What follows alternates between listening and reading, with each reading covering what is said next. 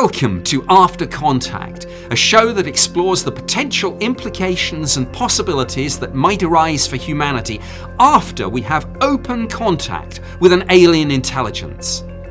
I'm your host, Nick Pope, and today's episode delves into the feasibility of deciphering alien language and being able to communicate with extraterrestrials after first contact. Today's guest is Dr. Bridget Samuels, a researcher from the University of Southern California with a background in linguistics focused on evolutionary biology and cognitive neuroscience of language. Bridget, welcome to the show. Great to have this conversation with you today. Thank you. Pleasure to be here. So now, let's suppose the day has come. We have first contact, and the government and the military are scrambling to try and formulate some sort of plan to deal with this. We don't quite know what we're facing. And one of the big issues, of course, is communication. Could we understand an alien intelligence? So the president has thrown together a team sitting in the Situation Room to work on the problem. You're in that room. What's going to happen? It's a linguistic emergency. This doesn't happen very often. I think my first course of action would be to put together a team because this would be far too big a job for one person. Deciphering a language is quite a task and is going to require people with all different expertise, probably including computer scientists, experts in whatever type of signal we might be faced with, whether it's some type of electromagnetic signal or sound or something else, and different types of linguists. There are linguists who specialize in syntax, the way words are put together, in phonetics, in dealing with large corpora of linguistic input to do statistical calculations that could certainly help us with decipherment. And I would want all those folks to be involved from the get-go. So how likely is it that we could kind of take whatever output we were getting, whether it's sound or electromagnetic or whatever, and kind of reverse engineer it so that we could understand it? I mean, what do you think our chances are? That's very difficult to say. Certainly, I think there is hope. And one of the reasons that I think there is hope is because we know that on Earth, all human languages share some common features. And I believe those features are grounded not just in our culture and our biology, but also in the laws of physics and of nature more generally. And so if we were able to sort of bootstrap from some of those basic features, we might be able to make some headway.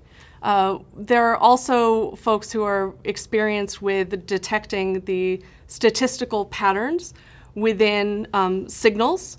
It's some of the same work that is used to, for example, understand when you're talking to an automated telephone system, for example, and just generally to detect patterns and signals that could certainly be useful. And so you mentioned some points about the structure of language. I mean, this is just occurs to me. I mean, when we use sentences, we have like nouns and verbs and adverbs and prepositions. Mm-hmm. I mean, is that going to be a start point, or might there be totally different concepts? Yeah, those might even be too refined concepts that we might not be able to hook our hats on. But there are some deeper things, like just the fact that our language is composed of discrete units of words or things slightly smaller than words that carry their own meaning. And I believe it's a pretty good bet that any extraterrestrial language would also have this property of discreteness. And we would be able to perhaps pick up the meanings of some of those individual units. But also, one property that all human languages share is that it's built on a syntactic spine that is adding the semantics of each of these units up piece by piece. That's why we have the ability to make an infinite number of utterances out of a finite number of components, sort of like Lego blocks. Right, so like letters form words and words form sentences, and then sentences can have multiple meanings. I mean, sometimes with the same word. Right, right. And then, of course, we throw into the mix things like simile and metaphor. It's going to be pretty tricky. That would be one of the trickiest parts, perhaps. There's going to be no using sports metaphors with aliens, for sure. Or even things that we don't really think of as metaphors, things like talking about time as a line that stretches forward. For example, we use forward into the future, right, ahead of us. Things like that are very ingrained into our language. And how much does environment affect this? Environment certainly affects us as organisms completely. There are also cultural components, but our environment is physics, it's biology, it's culture as well. And the things that are just relevant to us on our planet as creatures who are the size that we are, living on a planet with the properties that ours has. We speak with air, for example, so the ideal gas laws affect how we make our sounds, things like that. And that's interesting. You mentioned sound, and earlier you mentioned electromagnetic. I mean, is it possible that we could be dealing with entities that communicate, say, not by sound, but by electromagnetic, by ultraviolet, by something else? Sure, and how by would we chemicals. Factor that in? Yeah, I mean, the first thing might be figuring out what medium is we're being communicated to in. It could be obvious or it could be not obvious at all. Even here on Earth, we're just discovering how many species communicate amongst themselves and with each other. There are things that were completely unknown 20 years ago that are now completely accepted science, like the way bacteria communicate with each other, the way plants communicate with each other. So it could take some figuring out.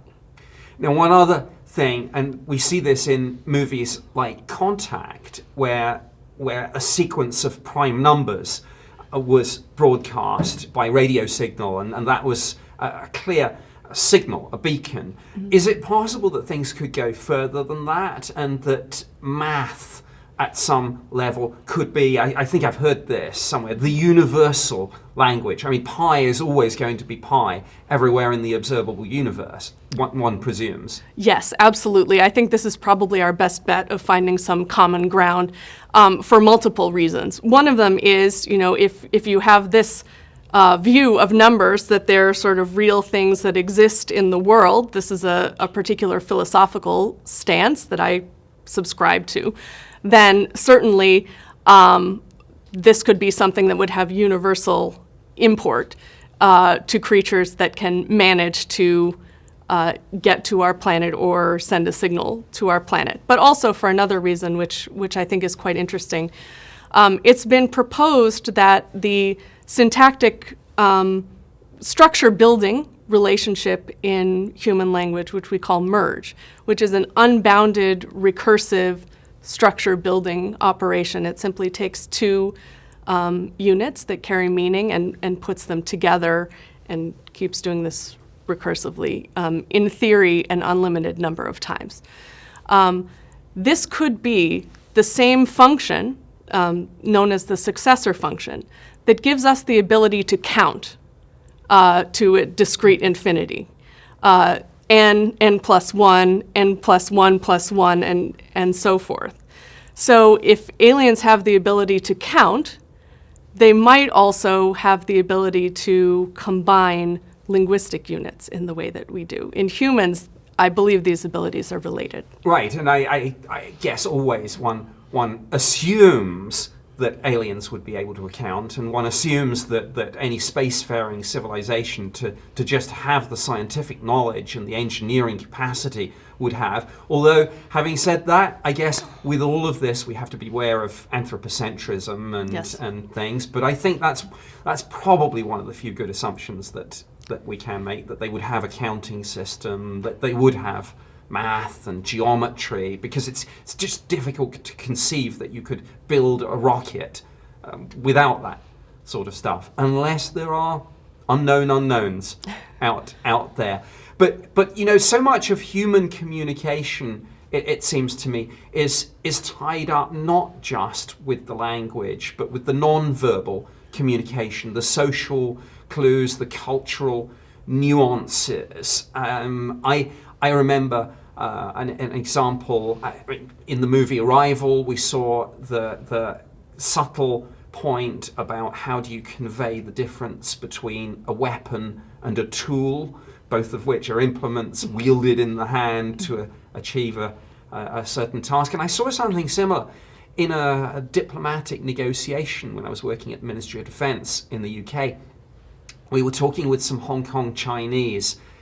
The negotiations had bogged down in the morning and everyone was very frustrated. It was time for lunch, and the senior UK negotiator said to his opposite number, "Well, I hope we'll have more success in the afternoon. Let's go and have a nice lunch," he said. And then he said, "Don't let's talk business over dinner." And it was a huge insult, and they nearly walked out because it was taken as a sort of, you are trying to tell me what I may and may not discuss. I mean, how, and we see that in certain cultures here on Earth with the concept of face.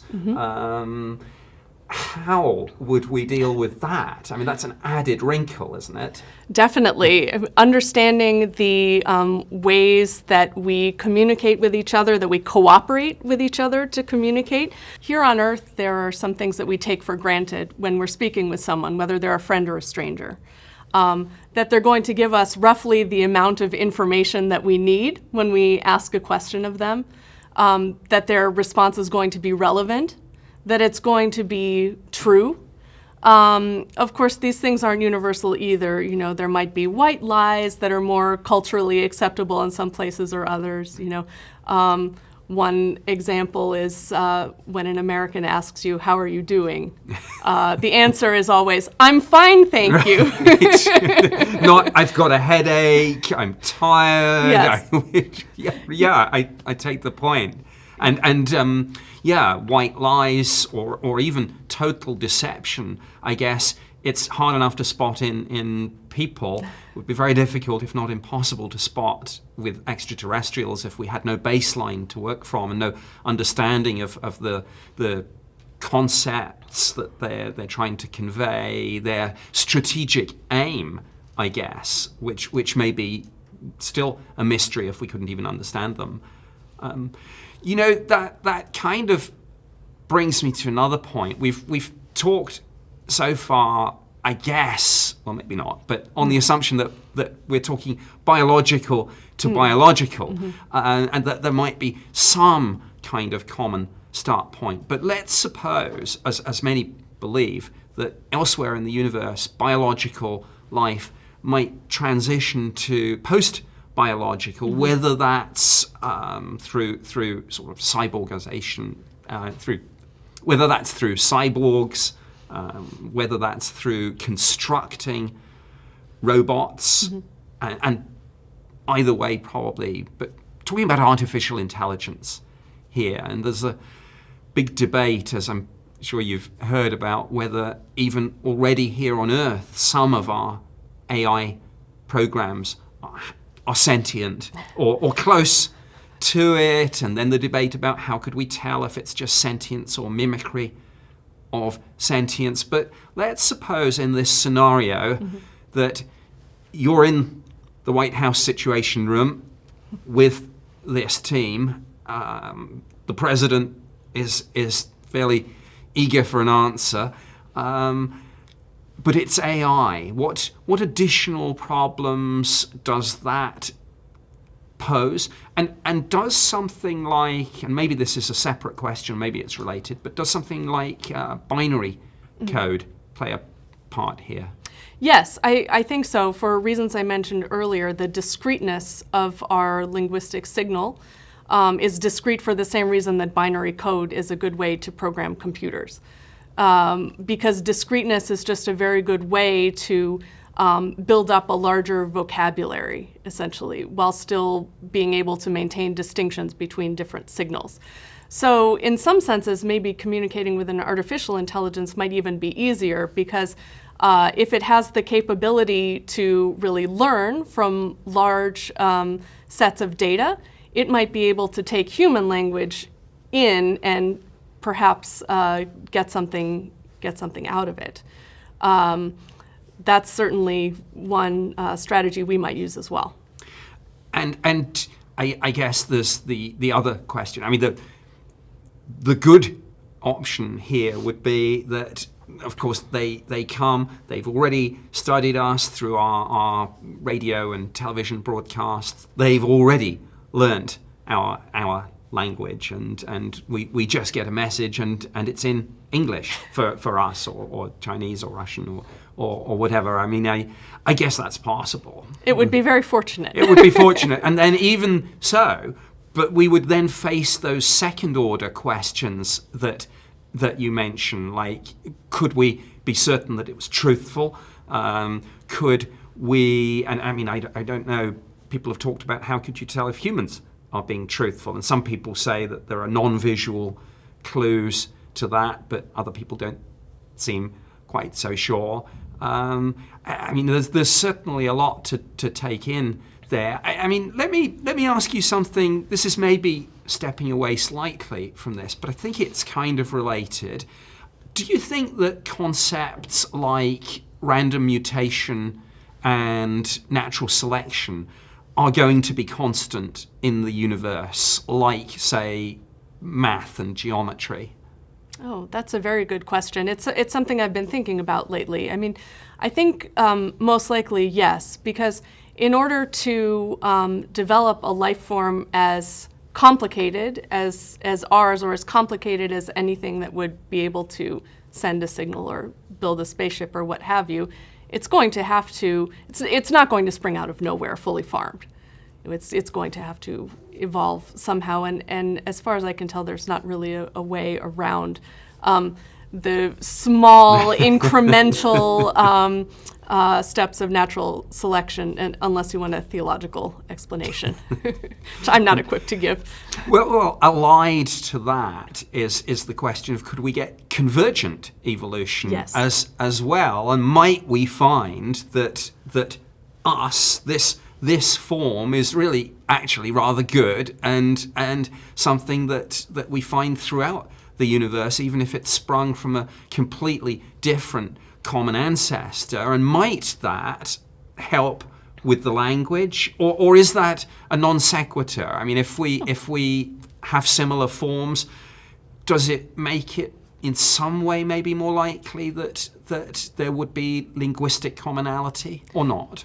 Well, I would like to separate out two things a little bit. One is the question of convergent evolution, and the other is our physical form. Okay. You know, I don't want to say that it's very likely that we're in a Star Trek universe where, you know, the pointier ears or the wrinkled forehead might be the only differences between us and extraterrestrials.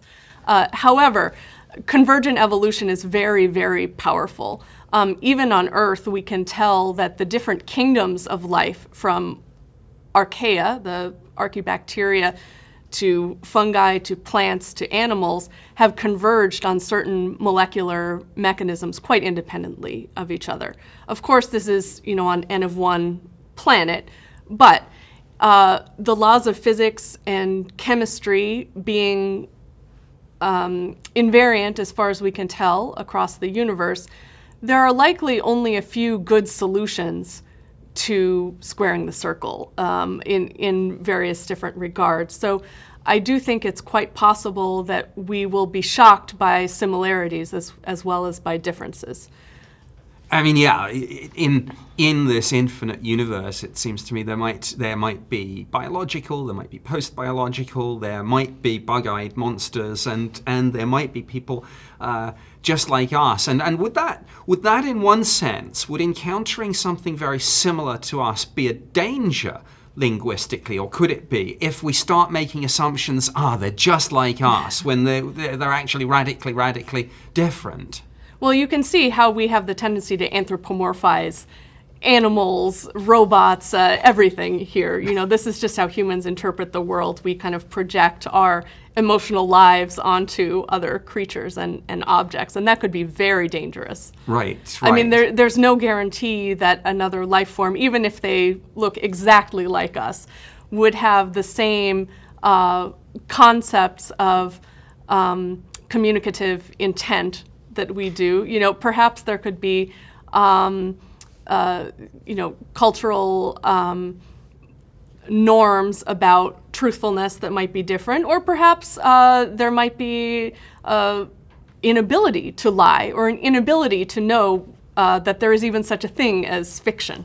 And yeah, that's really interesting, because I mean, actually, on your first point, I sometimes think, if we were confronted with some entity that looked like E.T., it might be a dangerous assumption to think that it's really cute and friendly. If we were confronted with something like the alien out of the Sigourney Weaver Alien franchise, it might be dangerous to assume it's hostile. It might be super cute and friendly, and we could, so those visual cues could be miscues that send us down the wrong path with that. The trouble with tribbles. And then, as you say, a planet with no concept of fiction. I hate to think, if they've picked up our TV broadcasts and they're watching movies like Friday the 13th and Halloween and Nightmare on Elm Street, they'll probably say, nuke this place now. It's dangerous. We don't want this lot getting out into the universe.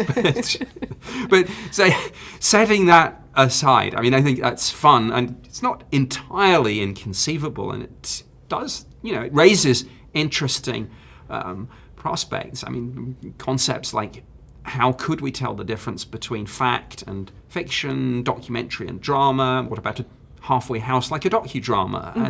And so it just shows that a lot of this is on a spectrum. I mean, with this scenario, though, let's suppose we've got, I don't know, something in orbit, and you've got almost like a standoff. Who's going to talk first, or who should talk first? What if sometimes when you meet someone for the first time, there's that awkward silence, and then you're thinking, should I say something? And they're thinking, I mean, what if that happens? Would you advise the president wait for them to speak, or would you say, no, let's come up with a friendly welcome message?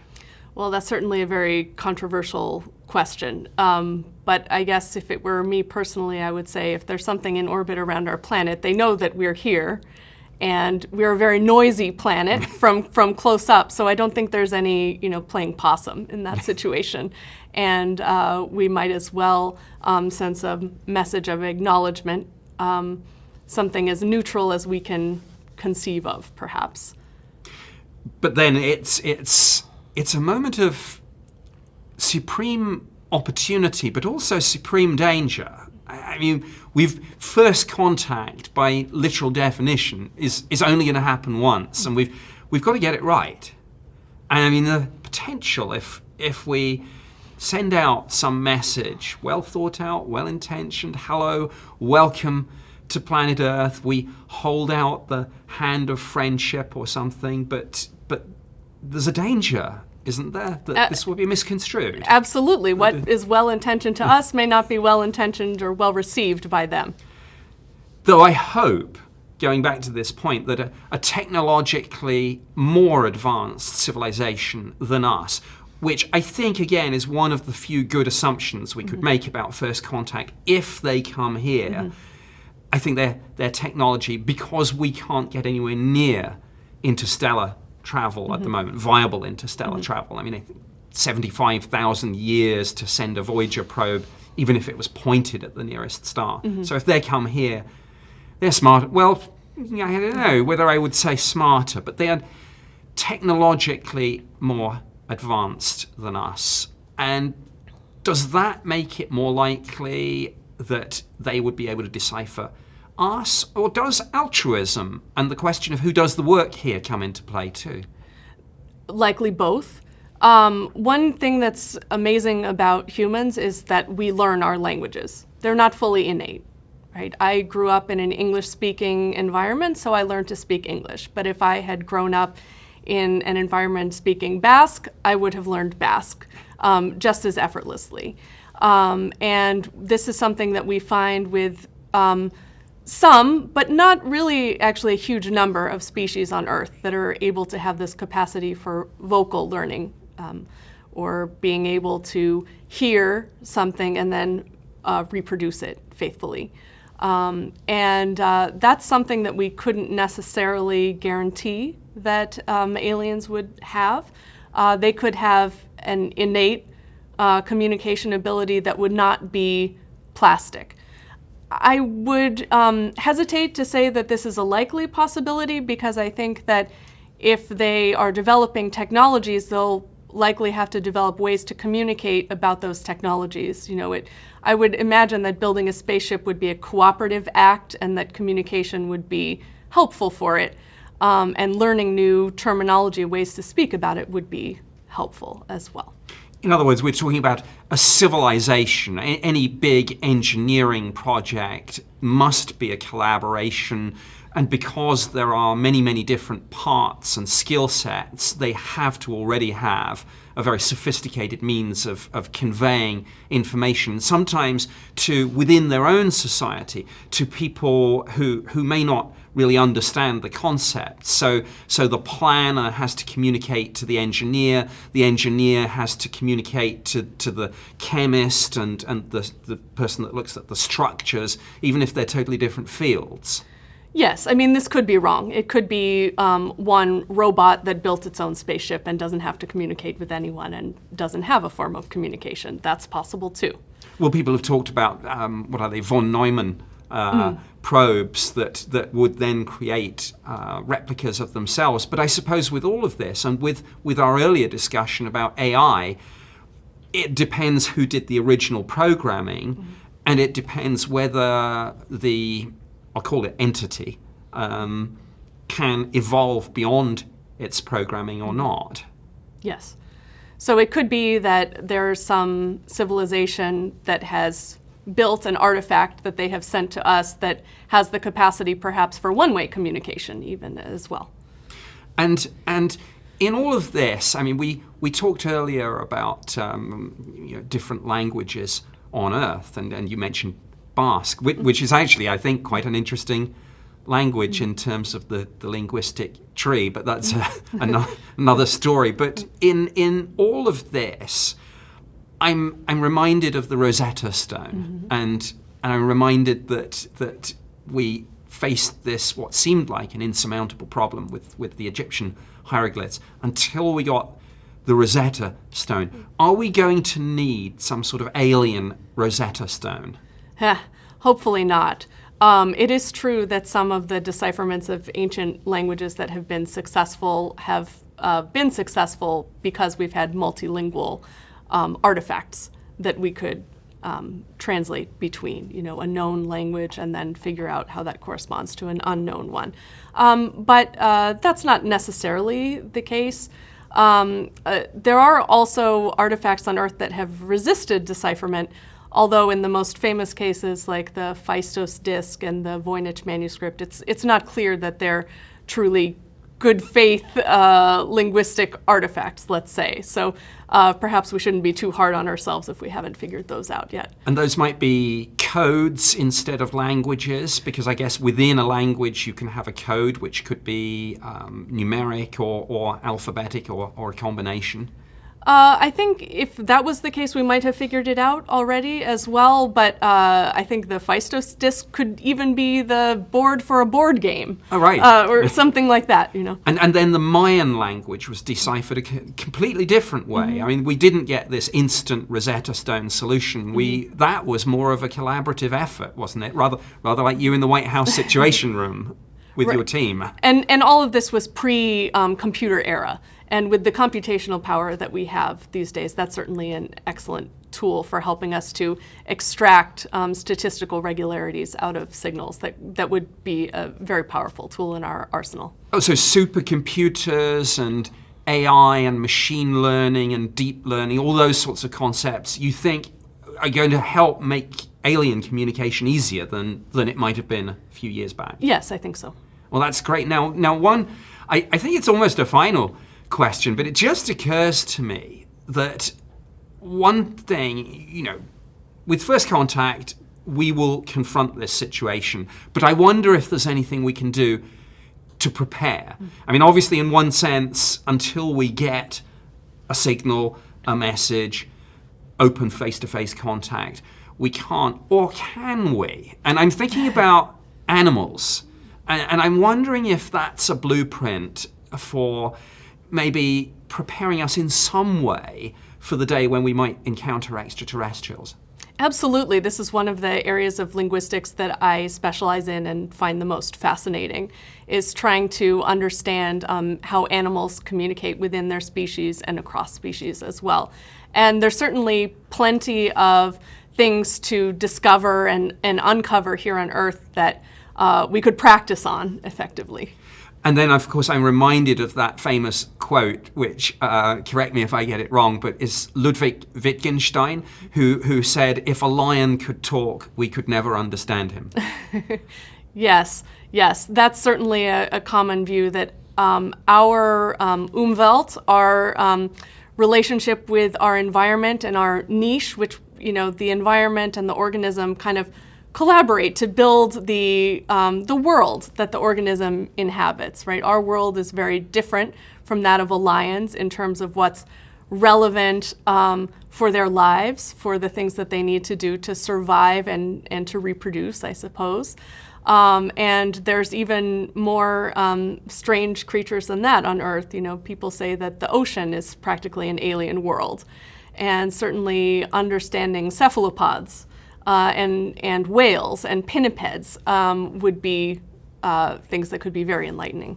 Now, I mean, some people on that theme have worked with, I think, chimpanzees and other great apes to try and teach communication at some level. Is this genuine communication, or is it just mimicry?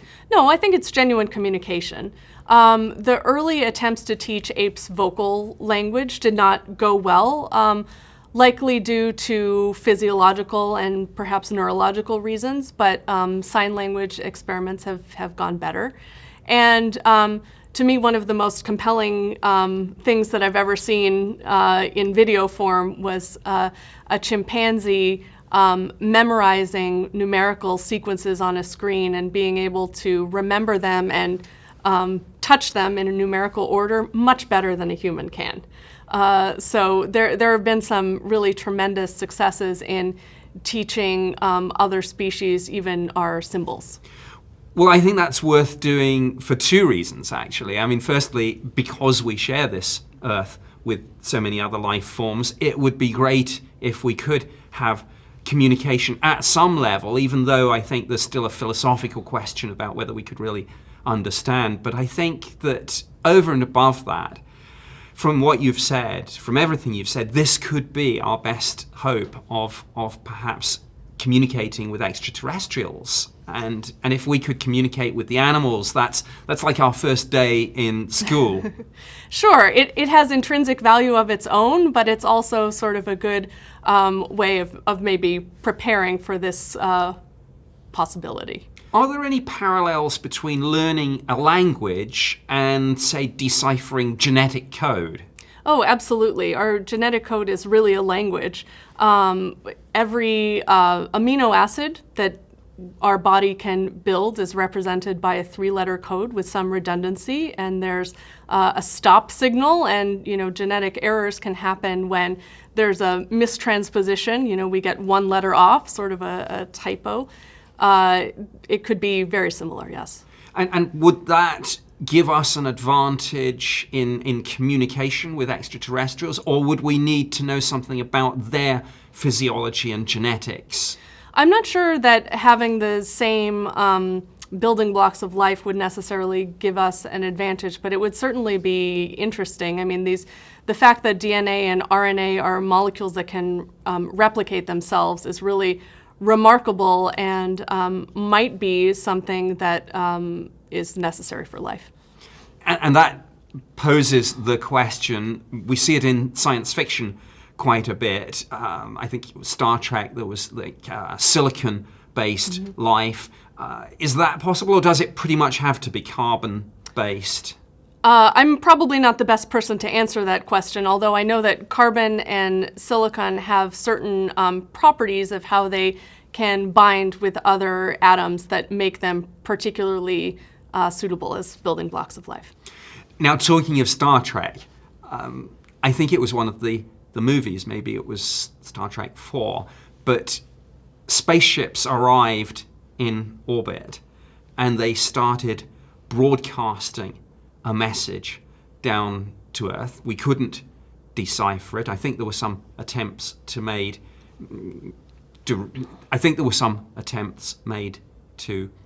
reply. But the twist was, it turned out the message wasn't for us. It was for the whales, and worse than that, whales that had actually gone extinct, so they had to go back in time. But with that in mind, and again, talking about animal communication and how this might be our stepping stone towards communicating with extraterrestrials, are there any other interesting examples in the animal kingdom? Oh my gosh, there are so many. I mean, I have dogs, and I can certainly communicate with them using language and using hand cues, which they are better with than human language, although they can do both. And we know that dogs understand not only the content of our words, like sit, stay, but also our intonation. They can understand our emotional valence from our intonation as well. Then there are animals that have communication systems that it's truly remarkable that we've been able to figure them out. It was Nobel Prize winning work to figure out the bee waggle dance, which is how a bee that has found a food source communicates with the other members of the hive, where that food source is, what the quality of the food is, and essentially how to get there. And there have been remarkable experiments done to try to figure out the nuances of this, like if the bees fly in a headwind, does that affect how far away they say the food source is? What happens if they put the food source on an island in the middle of a body of water? Do the other bees think that that bee is lying, that there couldn't possibly be food in the water? Things like that. And then there are things that we don't understand, but we think something is going on, like with dolphins. They definitely communicate with each other. They seem to have names for each other. And you can even give a dolphin a signal to innovate a behavior, kind of do a trick, whatever trick they decide. And multiple dolphins can actually coordinate and do the same trick at the same time. But we don't know how they communicate what to do. Well, that gives me hope. And on the point about the dogs, of course, I think it's encouraging that we as humans can tell the mood of our dogs. For example, we can tell if our dog is excited. We can tell if a dog is depressed. Yes. So that's almost like we have a two-way communication already. Yes. So it's not just us literally teaching them tricks. There is not just communication, but an emotional understanding. Definitely. And there have been very interesting studies on dogs about how they learn words. Border Collies are really the Einsteins of dogs, and they can learn hundreds of names for different objects. They can learn them very quickly. They can learn the name of a new toy by process of elimination from looking at a pile of toys where they know the name of all but one, and they can guess, I didn't know the name for that one, must be that one. And we know that they can learn these things roughly the same way that human babies do, which again points to convergent evolution, maybe, that there are not too many solutions for a particular problem. In this case, learning a new signal. And we've talked about the chimpanzees and things. I mean, just how remarkable, I want to go back to that. How remarkable is that, what they can do? It's really incredible. Not only can they do better than humans at specific tasks of remembering, where numerals are when they've been flashed on a screen and touching them in order. Actually, one of the first chimps that was taught numerals had a baby. And so the mother was explicitly taught, but the baby essentially learned at her side without explicit teaching. That's one of the interesting things about human communication as well, is that we don't learn through explicitly being corrected. We just take in the input, kind of filter it through our brains and learn on our own. And it's really remarkable that this baby chimp essentially learned the numerals in that way and far surpassed his mother.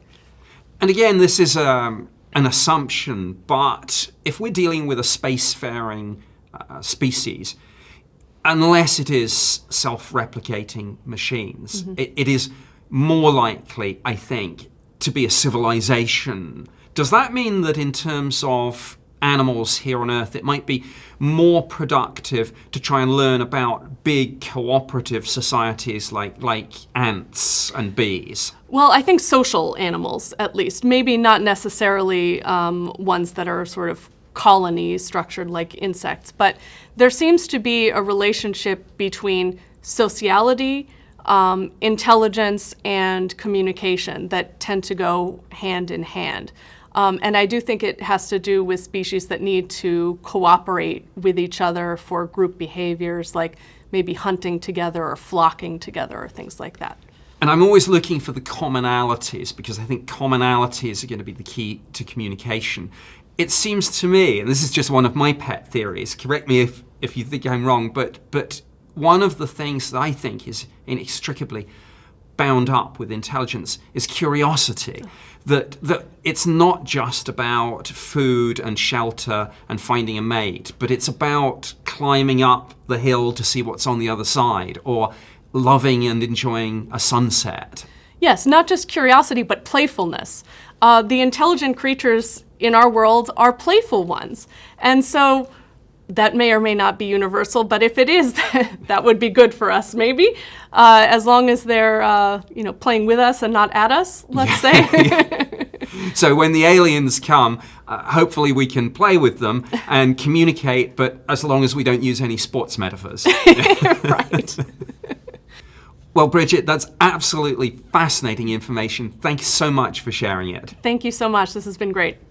From the structure and evolution of language through math and numbers, it's fascinating to have dived into the science of linguistics, speech and communication to have a better understanding of the challenges once we have contact with an alien intelligence, along with an idea of how to potentially overcome those problems. And I think communicating with animals could be the key here. Remember, you are the future of humanity after contact. Thanks for joining me, and until next time, I'm your host, Nick Pope.